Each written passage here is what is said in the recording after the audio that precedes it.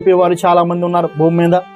వారంలో మనం చూసుకుంటే చాలా మంది, మరి మనం చూసినప్పుడు ఆదివారం వచ్చిందంటే కొంతమంది ఉదయమే లెగిసి సంఘ కాపరికి సహకరిస్తూ, సంఘానికి సహకరిస్తూ, మరి ఆ సంఘములో అన్ని పనుల్లో సహకరిస్తూ, మరి ఆ రోజంతా కూడా దేవుని పనుల్లో గడిపేవారు చాలా మంది ఉన్నారు.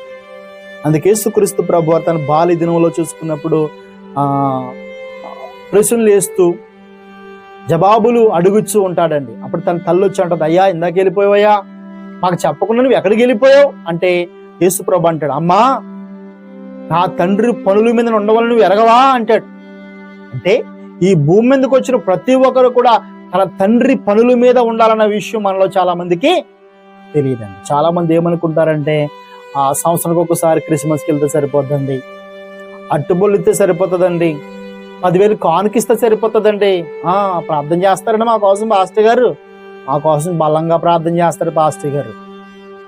పాస్టర్ గారు ప్రార్థన చేస్తే పరలోకం రాదు, పాస్టర్ గారు ప్రార్థన చేస్తే నీకు పాపక్షమాపణ దొరకదు.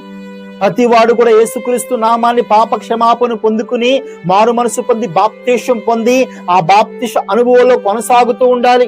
దేవుని మందిరంలోనికి రావాలి, ప్రతి ఆదివారము దేవుని మందిరంలోకి రావాలి, ప్రతి శుక్రవారం దేవుని మందిరంలోకి రావాలి. మన పాపాలు ఒప్పుకొనొచ్చు, మన పాపాలు కడుక్కొనొచ్చు. చూడండి, ఒక వ్యక్తిని హాస్పిటల్లో జాయిన్ చేస్తే చాలా దెబ్బలు తగిలి గాయాలు తగిలి జాయిన్ చేస్తే డాక్టర్ చెప్తాడు, ఏమంటాడు డాక్టర్ గారు, మీ బాబుని లేదా మీ పాపని కొద్ది రోజులు ఇక్కడే ఉంచాలి.